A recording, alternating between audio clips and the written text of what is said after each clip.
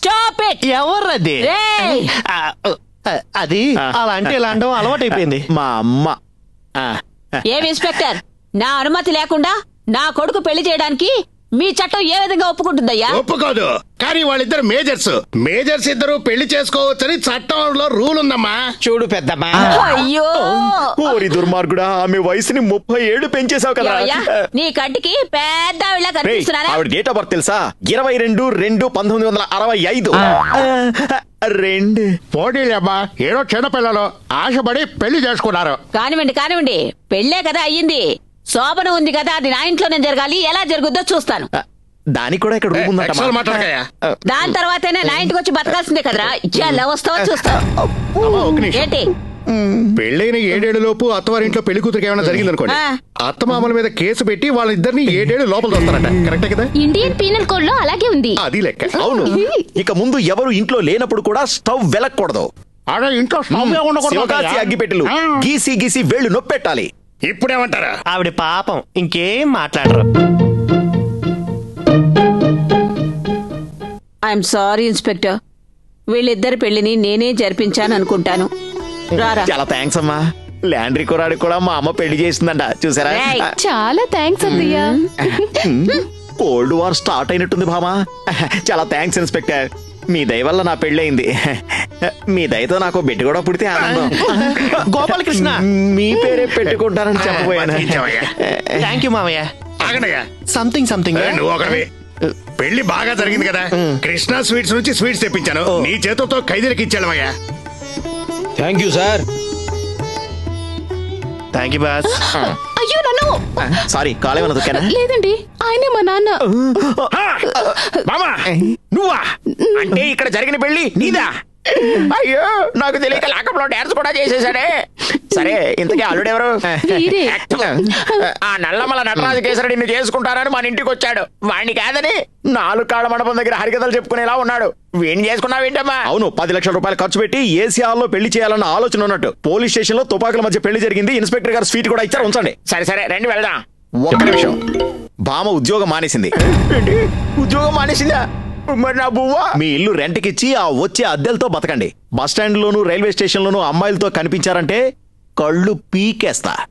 Bye చెప్పి వచ్చాయి భామ. ఆయనకత సీన్ లేదు గాని వెళ్దాం రండి. పాప ముసలాడు, బెయిలిచి బయటికి తీసుకురానా?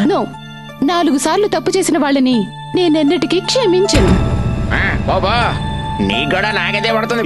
నీ నోరు తిన్నగా ఉండదు కదా. సరే గాని మా ఇంటి అడ్రస్ తెలుసా నీకు? తెలీదే. అయితే బతికిపోయి.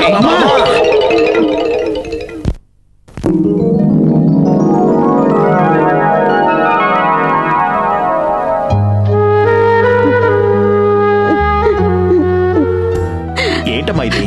అరేంజ్మెంట్స్ అన్ని చేసి ఇలా ఏడుస్తూ నిలబడ్డా? ఏడవక నన్నేం చేయమంటావురా? నాకున్నది నువ్వు ఒక్కడమే కదరా. దానికి ఇప్పుడు బాధపడే ప్రయోజనం ఏంటమ్మా? కొన్నాళ్ళు వెయిట్ చేయి, మనవన్నో మనవరాల్లో నీ చేతిలో పెడతా. నిన్నటి వరకు నేనేం చెప్పినా తలాడించేవాడివి.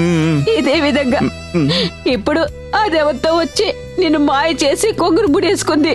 తర్వాత నిన్ను పూర్తిగా మార్చేస్తుంది. ఇక నువ్వు నన్ను మర్చిపోతావు. ఏంటమ్మా ఇది? నేనెప్పటికీ నీ కొడుకునేనమ్మా. అమ్మను మించి దైవం ఉన్నదా, ఆత్మను మించి అర్థం ఉన్నదా అని సినిమా పాట కూడా ఉంది కదమ్మా. మాత్రం ప్రేమ నా మీద ఉంటే చాలు. అమ్మా, భామ నీకోసం బయట వెయిట్ చేస్తుంది.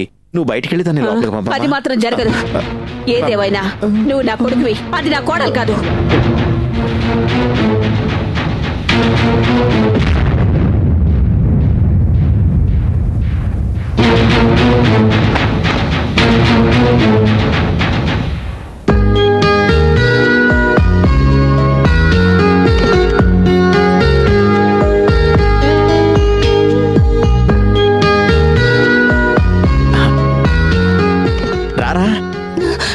ఏం చేస్తున్నారండి? బొంగరం.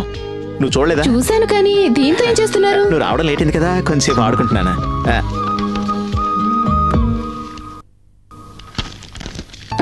క్యాలెండర్ ఎందుకు బామా? చెప్తానుండండి. చెప్పు. నాకు చిన్నప్పటి నుంచి ఒక అలవాటు ఉందండి. ఏంటి, నోట్లో వేలేసుకుని చీకుతావా? పర్లేదు చీకు. అది కాదండి, నేనెవరినైనా 4 తప్పులకు మించి క్షమించను. 4 దాటితే వాళ్ళ ముఖం కూడా చూడను. నా క్యారెక్టర్ గురించి నీకు పూర్తిగా తెలిసినట్లేదు. అర్థం కావాలంటే ఈ డైరీ చదువుకో. నోనో, ఎంత భర్త అయినా ఎదుటి వాళ్ళ డైరీ చదవడం మేనస్ కాదు. అలాగా? నీ డైరీ ఉంటే నేను చదువుతా. ఓ అలాగే. డైరీ తలగడ 2 ఇస్తాను, పాకెట్లోకి వెళ్ళి తెల్లారేదాకా చదువుతూ కూర్చోండి. ఇప్పుడు అంత టైం వేస్ట్ చేయడం మంచిది కాదు. బామా, మా అమ్మ ఆశీర్వాదం తీసుకున్నావా? ఆవిడ ఆశీర్వాదం తర్వాత, నాకు మీరు ముఖ్యం. ముందు మీరు ఆశీర్వదించండి. ఫస్ట్ నైట్ భర్త కాళ్ళ మీద ఇలా భార్య పడడం నాకు ఇష్టం ఉండదు. ఇవే నా కాళ్ళనుకో. ఫస్ట్ నైట్ కాళ్ళు పట్టుకోవడం, మరుసటి రోజు ఏం పేక పట్టుకోవడం, ఇవన్నీ ఎందుకు? హస్బెండ్ అండ్ వైఫ్ మధ్య అండర్స్టాండింగ్ ఉండాలి, ఒకరినొకరు అర్థం చేసుకోవాలి. నా అభిప్రాయం ఇదే. ఓకే, పాలా నువ్వే ఇవ్వాలిగా. చాచా అన్ని తాగేకండి. ఏ సగం నీకు కావాలా? రేపటికి కావాలి. రేపటికి కావాలా? ఈ సినార్లో ఉన్నావే ఏంటండి ఇది? ఫస్ట్ నైట్ రోజే నన్ను ఎగతాళి చేస్తున్నారు. తీయగా 2 మాటలు చెప్పొచ్చు కదా. తీయగా 2 మాటలేగా, లడ్డు జాంగ్రీ. మిమ్మల్ని అడిగాను చూడండి. మామా, మనం ఉన్నట్టుండి ప్రేమించుకుని వెంటనే పెళ్లి చేసుకున్నాం కాబట్టి నేను కొన్ని ముఖ్యమైన విషయాలు నీతో చెప్పాలి. ఏంటండి అవి? నాకు పొద్దున్న లేవగానే బెడ్ కాఫీ తాగే అలవాటు ఉంది. భలే ఆశ్చర్యంగా ఉంది. ఏంటి ఆశ్చర్యం? నేను అంతే. అవునా? What a coincident. నాకు కాఫీ కొంచెం స్ట్రాంగ్ గా తాగే అలవాటు ఉంది. నాకు అంతే. అలాగా? నేను కాఫీలో కొంచెం చక్కెర తక్కువ వేసుకుంటాను. అయ్యో, నేను అంతే. అయ్యో, ప్రతిదానికి నేను అంతే అంటావే. నేను కాఫీ తాగగానే షేవింగ్ చేసుకుంటాను. నేను అంతే. కొంచెం కష్టం. ఏంటండి ఇది?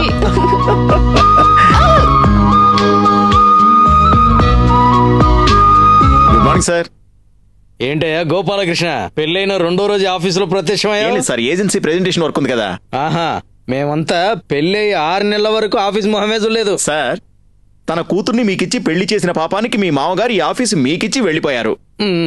సరే, నువ్వు పని చేయి, నీకు 1 వీక్ లీవ్ ఇస్తాను. నీ భార్యను తీసుకుని ఊటీలో ఉన్న మన గెస్ట్ హౌస్ కెళ్ళి అక్కడున్న పనులన్నీ చక్కబెట్టుకో. సార్, మా అమ్మకి చెప్పకుండా పెళ్లి చేసుకున్నందుకు ఆవిడ కోపంగా ఉన్నారు. ఆవిడ కోపం తగ్గాక వెళితే బాగుంటుంది కదా నేను అనుకుంటున్నాను. అలా అయితే ఓ పని చేద్దాం. మీరు హనీమూన్కి వెళ్తారా? నేను ఆలోచిస్తుంది నీ గురించి అయ్యా. మీ ఇంట్లో మనుషులు పట్టేంత బీరువా ఉందా? చాలా పెద్ద బీరువా ఉంది సార్. అందులోకి వెళ్ళి దాక్కోవాలి. ఎవరు, మీరా? నేను కాదయ్యా. నువ్వు వెళ్ళి అందులో దాక్కున్నావంటే నీ భార్య స్నానం చేసి నేరుగా వచ్చి ఆ బీరువా తీస్తుంది. అప్పుడు నువ్వేం చేస్తావంటే అని గట్టిగా అరిచి నీ భార్యని కౌగలించుకో. వెంటనే సరిగమప స్టార్ట్ అవుతుందయ్యా. సరిగమపానా? అదో జెంటిల్మెన్ గేమ్ అయ్యా. నీలాంటి వాళ్ళు బీరువాలో దూరితే సరిగమప జరిగిపోతుంది. అలాగా? బీరువాలో దూరితే సరిగమప జరిగిపోతా? ఆగవయ్యా. సార్, ఏంటి సార్ ఇది? బీరువా నుంచి వస్తుంది. అది కాదు కృష్ణ, నీకు ప్రాక్టికల్ గా చూపిద్దామని తెల్లాను బీరువాలో పెట్టి సరిగమపా చేస్తున్నాను. లోపలికెళ్ళు, క్లోజ్ ది డోర్. లోపలికెళ్ళు అని ఇంట్లో పంపిస్తున్నాను. కథ వదిలే కృష్ణ, అది 1 వీక్ లీవ్ లో ఉంది. నీ పన్ను చూడు. వెళ్ళు, నీ పన్ను చూసుకో, వెళ్ళు. May come in please.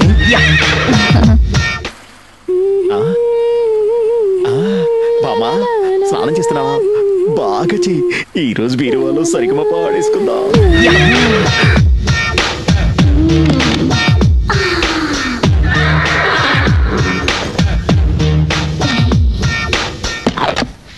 ఏంటి ఇక్కడ సౌండ్?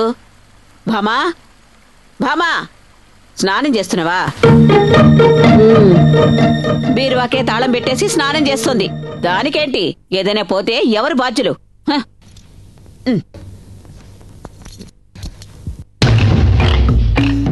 దేవుడా, బీరువా లాక్ చేసినట్టుంది.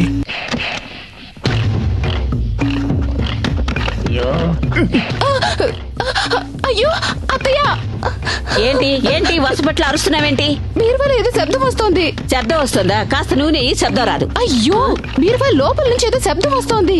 లోపల నుంచి? ఏది? చెప్పానా? అయ్యో, దొంగ! ఏంటబ్బా, సరిగమప ఇంత కష్టంగా ఉంది. ఇలా ఉంటుందని మా ఎండి అసలు నాకు చెప్పనే లేదే.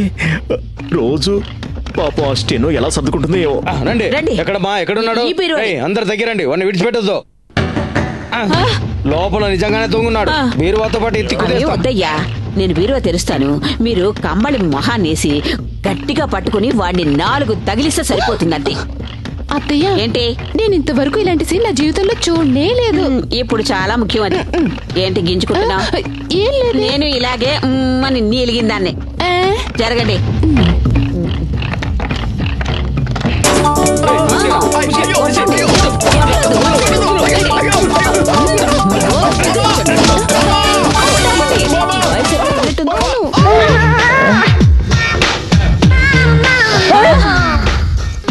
పాపాత్ముడా, బీరువాలో ఏం చేస్తున్నారా? అది బయట చలికి తట్టుకోలేక బీరువాలో వెచ్చగా ఉంటుందని లోపలికి వెళ్ళాను. సరే సరే 2 రోజులు లీవ్ పెట్టి ఇద్దరు ఎక్కడికైనా బయటకు వెళ్ళండి. అయ్యా ఏం చూస్తారు పడే. హలో, ఇంటి నెంబర్లు మాత్రమే పక్కపక్కనుంటాయండి. ఫోన్ నెంబర్లు ఎప్పుడు పక్కపక్కనుండవు. పెట్టవయ్యా ఫోను. ఫోన్ చేసింది ఎవరు? ఏదో రాంగ్ నెంబర్. రాంగ్ నెంబర్ అయితే ఫోన్ ఎందుకు ఎత్తావు? ఫోన్ అయితే మాట్లాడకుండానే అది రాంగ్ నెంబర్ అని ఎలా తెలుస్తుంది అత్తయ్య? తెలుసుకోవాలి. ఈ జనరేషన్ పిల్లలకి అసలు ఏవీ తెలీదు. నన్ను చూడు, ఫోన్ రింగ్ అవగానే ఎవరు చేశారో టక్కును కనుక్కుంటాం. అది జనరల్ నాలెడ్జ్ అంటే. జనరల్ నాలెడ్జ్ ఏంటే గొణుగుతున్నావు? నేనే వల్లేదే.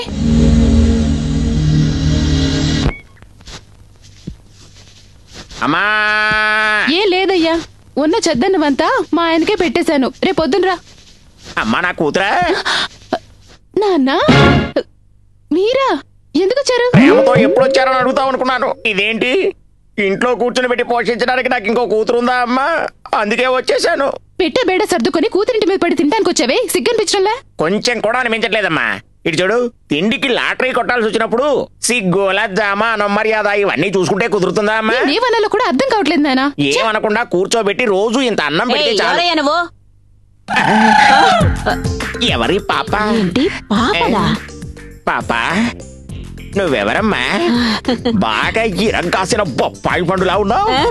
మామా, అల్లుడు గారికి ఇలాంటి ఓ చిన్న చెల్లెలు ఉందని చెప్పలేదే. ఇలాంటి ఆడపడుతుందంటే నువ్వు చాలా అదృష్టవంతురాలివమ్మా. పాప, నువ్వు ఏ కాలేజీలో చదువుతున్నావు? అబ్బా, ఆవిడ మా అత్తయ్య నాన్న. అయితే నేను మావయ్యని. కోప్పడకమ్మా, దీనికి నువ్వు అత్తయ్య అయితే మీ అబ్బాయికి నేను మావయ్యనే కదా. ఎలా మేనేజ్ చేసిన చూసావా? ఓహో. అవును, దేనికోసం వచ్చారు మీ నాన్న? ఆయన ఇక మీదటి ఇక్కడే ఉండాలని వచ్చారు. అడ్డమైన వాళ్ళు వచ్చి ఇక్కడ ఉండడానికి ఇదేమో సత్రమా? ఏంటి? ఆవేశంలో కూడా మీ అందం అదిరిందంటే నమ్మండి. మీరంతా ఐశ్వర్య రాయిలా ఉన్నారు. మీరు గాని ఇండస్ట్రీకి దొరుకుంటే అందరూ అరటి పండు ఒలిచినట్టు ఒలిచి Thank you, thank you. నేను ఇక్కడ ఉండొచ్చా? నో నో, నువ్వు నన్ను ఎంత పొగినా ఉండనివ్వను. వెళ్ళు. ఆగండి, ఆయన్ని బయటకు వెళ్ళమని చెప్పడానికి మీరెవరు? నేను ఎవరా? మీరు మీ అబ్బాయితో ఉండొచ్చు గాని మా నాన్న నాతో ఉండకూడదా? ఏంటే నోటుకొచ్చినట్టు వాగుతున్నావు? చూస్తాను. నేను చూస్తాను. నేను చూస్తాను. ఏం చూస్తారు? ఎదిరింట్లో కత్తి లాంటి ఆంటీని చూశాను. అవును, మిద్దిపైకి దారికా ఇటే ఇటే ఇటే. అయ్యో,